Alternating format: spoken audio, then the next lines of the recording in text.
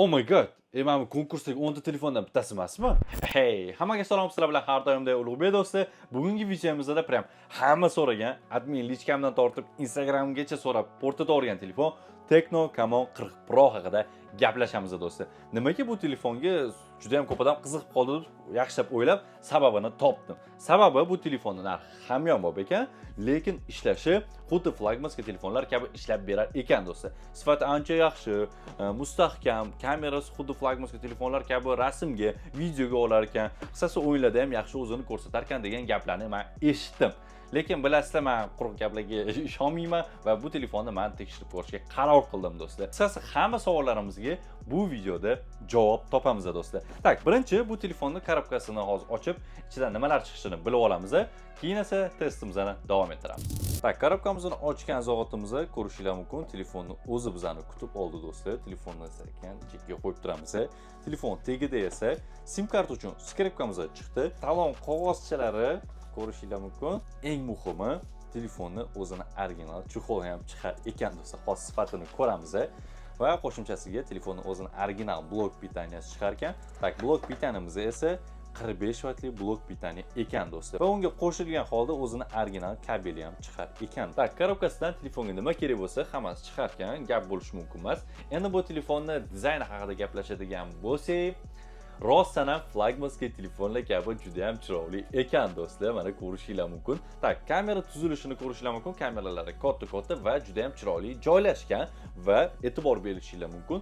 Tak, bunda telefonni ushlaganimizda kameraning bo'rtib chiqqan qismi hech qanaqa qo'lga xalaqit bermasa ekan do'stlar. Juda ham aqlli o'ylangan ekan. Va orqa korpusi matviy plastikdan qilingan. Ekraniga keladigan bo'lsak, sharshara simon AMOLED matritsa va 120 Hz ekan. Endi hozir ishlatib ko'rib, rostdan ham 120 Hz mikan aniqlab olamiz. Endi protsessorga keladigan bo'lsak, MediaTek Helio G100 Ultimate ekan. Hozir og'ir o'ynab ko'ramiz va qanaqa darajada ishlab berar ekan ko'ramiz. Batareykasiga keladigan bo'lsak, 5200 mAh, lekin 25-yil, aniqroq 2026-yil uchun 5200 mAhlik kamroq qilmaydi. Sababi 7000-8000 mAhlik batareykalar chiqyapti. 5200 ozgina kamroq qilsa kerak deb o'ylayman. Endi hozir ko'ramiz 5200 mAhlik batareykamiz qancha soatga yetar ekan, video davomida aniqlashtiramiz. Endi kamerasiga keladigan bo'lsak, asosiy kamerasi 50 megapiksel va frontal kamerasi ham 50 megapiksel. Tasavvur qilasizlar. Endi hozir asosiy kamerasi bilan frontalni kamerasi bir xil kasvada rasmga olib berish kerak. Buni hozir tekshirib ko'ramiz va keng burchakli kameramiz 8 megapiksel do'stlar. Xo'p, telefonimizning og'irligi 178-179 gram, ancha yengil. Qo'shimchasiga Tecno Camon 40 Pro telefonimizda IP68, IP69 suv va changdan himoyasi bor ekan do'stlar. Ekrani Gorilla Glass 7i himoyasi bor ekan va 1 metr balandlikdan tushib ketsa ekraniga hech narsa qilmas ekan va uncha-munchaga qirilmas ekan. Endi boya sizlar ko'rsatgan chexolga keladigan bo'lsak do'stlar, tak, sifati qattiq plastikdan qilingan va orqasi koja sifat do'stlar. Va ahamiyat bergan bo'lsangiz, telefonning orqa ko'rinishi bilan bir xil do'stlar. Chexol taqqanimdan keyin haqiqiy chiroyli ko'rinmay qolsa-chi do'stlar, rangi ko'rinmay qolsa-chi, chiroyli bo'lmay qolsa-chi degan gaplar umuman bo'lmaydi do'stlar. Chexol taqqanimizdan keyin ham xuddi Tecno Camon 40 Pro telefonimizning ko'rinishi o'sha kuchida qoladi desak ham bo'laveradi. Mana ko'rishingiz mumkin. Tak, chexol bilan ham hech qanaqa muammosiz ishlasanglar bo'ladi va eng muhimi burchak qismlari qo'lga botmaydi. Men hech qanaqa noqulayliklar sezmadim. Qo'lingizdan ham hech qanaqa sirpanib ketmaydi do'stlar. Chexol bilan ham ancha chiroyli. Endi bu telefonimiz rostdan ham flagmanskiy telefonlar kabi juda ham chiroyli qilingan. Endi ishlashi ham xuddi shu flagmanskiy telefonlar kabimi, hozir bilib olamiz do'stlar. Katta testni boshlaymiz. Tak, PUBG Mobile o'yiniga ham kirib oldik. Endi bu telefonimizni qiynashni boshlaymiz. Katta. Hozircha hech qanaqa kamchiliklar yo'q, mana o'zingizlar ko'rishingiz mumkin. Tak, endi odam ko'p joyga tushamiz, aniqroq eventga tushamiz va eventda Closewire jarayonlari maksimal telefonni qiynashga harakat qilib ko'ramiz qisqasi. Xo'p, ketdi, samolyotdan sakradik va hech qanaqa qochishlar yo'q. Yaxshi gap bo'lishi mumkin emas. Atrofimizda odamlar juda ham ko'p va yerga tushdik. Odamlar bo'lishiga qaramay telefonda hozircha hech qanaqa layklar yo'q. Tak, giroskopimiz bormi? Tak, bor ekan va sifati yo'q, hech qanaqa zarar berishga sezmayapman. Tak, endi Closewire jarayonlarini ko'rib chiqamiz.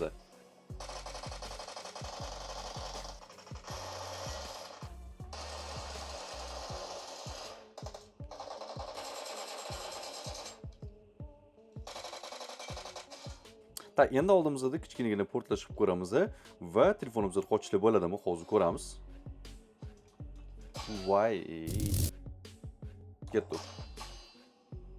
Tak, portladi va telefonimizda laglar bo'lmadi. Tak, endi GTRO test qilib ko'ramiz. Aniqroq oldimizda turgan mashinani portlatib ko'ramiz va bu testimizda qanchalik telefonimizni qiynayotgan hozir ko'ramiz. Tak, mashinamizni portladi, lekin hech qanaqa laglar sezilmadi. Va hozir ham hech qanaqa laglar bo'lmayapti. Tak, yana necha FPS ishini aniqini bilib olamiz. Tak, eng oddiy grafika qo'yamiz, aniqrog'i sverx planga qo'yganimizda 60 FPS ishlab berar ekan. Planga qo'yganimizda ham 60 FPS va balansga qo'yganimizda уже 45 FPS ishlab berar ekan. Okey, visoki maksimumda ham 45 va oxiri ultrajar ishlamasa kerak deb o'ylayotgandim. Xo'p, faqatgina sverx planli va planida 60 FPS ishlab berar ekan. Xo'p, lobbida ham xuddi shunaqa do'stlar, mana 60 FPS balansda уже 45 FPS ga tushib qoladi. Xo'p, 60 FPS kuchini ko'ramiz va rangini kuchaytiramiz. Tak, ko'rishinglar mumkin, hech qanaqa soyalar yo'q. Rang-barang narsalar, ranglari sal sustroq. Endi maksimal grafikaga qo'yamiz. Ko'rishinglar mumkin. Yer bilan osmonchalik farq bor. Soyalar paydo bo'ldi, ranglar kuchaydi. O'tlar rangini mana ko'rishinglar mumkin. Lekin mana 45 FPS bo'lar, ya'ni 45 FPS ishlab beryapti. Ikkinchi o'yinimiz esa Mobile Legends o'yini. Maksimal ataka qilib telefonni qiynashga harakat qilib ko'rdim, lekin hech qanaqa laglar bo'lmadi. Endi ranglarga keladigan bo'lsak, ranglarni o'z me'yorida yetkazib beryapti, lekin Mobile Legends o'yinida hech qanaqa kamchiliklar kuzatilmadi. Uchinchi o'yinimiz esa Carrick Street o'yini. Maksimal grafikada o'zingizlar ko'rishinglar mumkin 30 FPS ishlab berar ekan, lekin o'yin jarayonida hech qanaqa 30 FPS emas, 10-15 FPS ga tushib ketar ekan, zadержка bilan og'ir ahvolda o'ynalar ekan do'stlar. Endi minimal grafikaga qo'yganimizda 60 FPS ishlab berar ekan. Hech qanaqa laglarsiz mazax o'ynasanglar bo'ladi. To'g'ri, lekin grafikasi ko'zni o'rtib darajada xiralashib ketar ekan. O'zi 10-15 minut o'ynadim, ko'zimni o'rtib do'stlar. O'shaning uchun minimal grafikada o'ynashni men maslahat bermayman. Oxirgi o'yinimiz esa Asphalt 9 o'yini. Maksimal grafikada ham 30 ham 60 FPS ishlab berar ekan va 30 FPS da hech qanaqa laglar va kamchiliklarni men sezmadim. Va 60 FPS ga qo'yganimda yer bilan osmonchalik farqi sezdim. Ranglar ancha kuchaygan va mashinamizga ahamiyat bergan bo'lsangiz, juda ham chiroyli va yaltirab turibdi do'stlar. Avariya holatlarida ham kerak bo'lsa 60 FPS stabilni ishlab berdi. Qisqasi Asphalt 9 o'yinida hech qanaqa kamchiliklar bo'lmadi. Xo'p, Tecno Camon 40 Pro ni o'yindagi holatini o'zingizlar ko'rdinglar. Yaxshi, lekin bordi. Misol uchun PUBG Mobile ga keladigan bo'lsak, nastroykasida 60 FPS ko'rsatildi, gap yo'q, yaxshi. Ba'zi joylarda 60 FPS ishlab berdi, ba'zi joylarda FPSimiz tushib ketdi, likelar bo'ldi do'stlar. Stabilni 60 FPS ishlab bermadi. Shu ataka jarayonlar ozgina kuchayganda likelar bo'ldi, u sezilarli darajada bo'ldi. Xo'p, endi Carrick Streetga keladigan bo'lsak, Carrick Streetda shu maksimal grafikada 30 FPS ko'rsatilgan, lekin o'zingizlar ham ko'rdinglar, 30 FPS emas-ku, 10-15 FPS ga tushib ketdi. No, minimal grafikaga qo'yganimizda esa 60 FPS ga chiqdi. Yaxshi, lekin ko'zinglarni prям o'rta darajada xiralashdi grafikasi. Shu minimal grafikani ham maslahat bera olmayman, maksimal grafikasini ham maslahat bera olmayman Carrick Streetda. Eng yaxshi Carrick Streetda o'ynamanglar do'stlar. Bu telefonda. Xo'p, boshqa o'yinlarda hech qanaqa muammolarni sezmadim. Asphalt o'yinida 60 FPS stabilni zo'r ishladi va Delta Force o'yinida ham o'zini yaxshi ko'rsatdi. Endi ozgina kamchiliklarni inobatga olmasak, o'zini yaxshi ko'rsatdi. Do'stlar, boshida aytgan konkurs shartlariga keladigan bo'lsak, o'zi konkursda nima yutib olaman deyotgan bo'lsanglar, 10 ta Tecno Camon 40 Pro qo'yilgan, 5 ta notebook va PlayStation 5 yutib olishinglar mumkin. Bundan tashqari 100 dan ortiq sovg'alarimiz bor do'stlar. Endi uni yutib olish uchun Tecno O'zbekiston Telegram kanaliga obuna bo'lishingiz kerak. Silkasini opisiyaga qoldiraman, o'tib bemalol obuna bo'lib, obuna bo'lganimizdan keyin qistirib qo'yilgan ma'lumotga o'tib, ishtirok etishni bossanglar bo'ldi do'stlar. Уже konkursda qatnashayotgan bo'lasizlar. 800 ta kanaliga obuna bo'lish shart emas do'stlar. Va yana bitta narsani eslatib o'taman, agar meni YouTube kanalimga obuna bo'lib qo'ysanglar, omadinglar ko'proq bo'ladi. O'shaning uchun obuna bo'lib qo'yishni unutmanglar do'stlar. Xo'p, endi bu telefonimizning kameralarini kuchini ko'ramiz.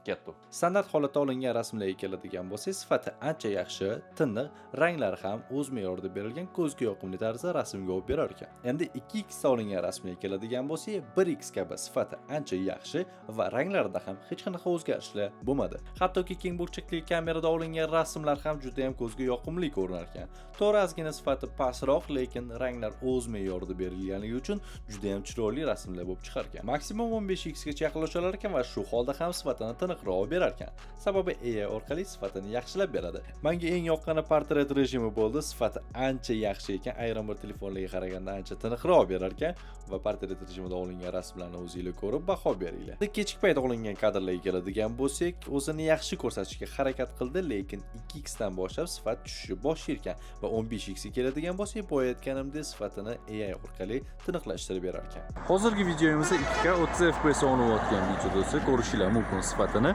Sifati ancha yaxshi va harakatlanayotgan narsalarni ham ko'rishinglar mumkin, qanaqa darajada olib berayotganini.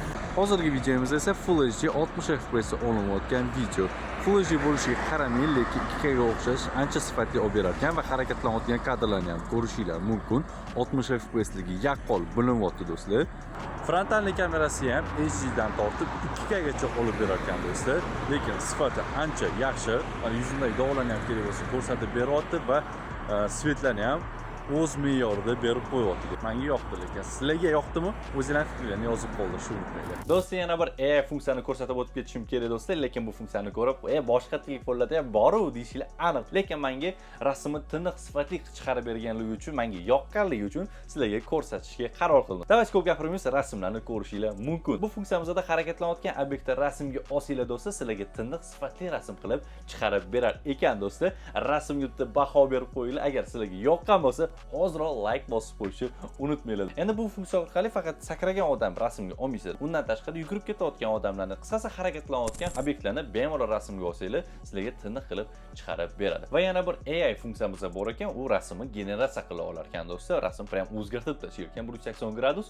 Endi hozir sizlarga qanaqa qilishni o'rgataman. Birinchi generatsiya bo'yicha AI ga kirib olamiz va 14 ta mavzuda sizlar rasmlarni generatsiya qila olasizlar do'stlar. Xohlagan bir mavzuni tanlaysizlar, qaysi rasmni generatsiya qilmoqchi bo'lsangiz, shu rasmni tanlab olamiz va tanlaganimizdan keyin uzoq bir daqiqa kutamiz va zagruzkadan keyin ko'rishinglar mumkin. Aynan shu tanlagan mavzuinglarda sizlarga generatsiya qilib beradi rasmlarni. Va tayyor rasmimizni ko'rib, o'zingizlar baho beringlar. Va yana bir muhim funksiyamiz, agar yoqmagan o'rtog'inglar bilan rasmga tushib qolgan bo'lsanglar, endi o'rtog'inglarni o'chirib tashlashning iloji bor do'stlar. Xuddi shu men o'rgatganimdek qilamiz va rezultatini ko'rishinglar mumkin. Ideal tarzda o'chirib beradi. Tak, Tecno Camon 40 Pro telefonimizning qo'lidan nima kelishini ko'rdik do'stlar. Endi bu telefon haqida qisqacha o'zimning fikrimni aytadigan bo'lsam do'stlar, to'g'ri, o'yinlarda ozgina kamchiligi bor. To'g'ri, sun'iy intellekt AI da ham ozgina kamchiliklari bor do'stlar. Lekin bunaqa narxga aniqrog'i 200-250 dollar atrofida, kerak bo'lsa OLX dan 180 dollarga ham ko'rdim Tecno Camon 40 Pro ni. Lekin bunaqa narxga o'zini yaxshi ko'rsatdi deb o'ylayman. Endi o'zingizlarning fikringizni ham izohda yozib qoldiringlar do'stlar. Bu narxga Tecno Camon 40 Pro ni olgan bo'larmi deylar yoki boshqa telefonmi? Endi sizlarning fikringlar menga juda ham qiziq, izohda yozib qoldirishni unutmanglar va keyingi videomizda qaysi telefonni obzor qilishimni xohlaysizlar, uni ham kommentariyada yozib qoldirishni unutmanglar. Videomiz sizlarga yoqdi degan umiddaman. Like bosib, obuna bo'lib qo'yishni unutmanglar. Keyingi videoda ko'rishguncha, bay bay.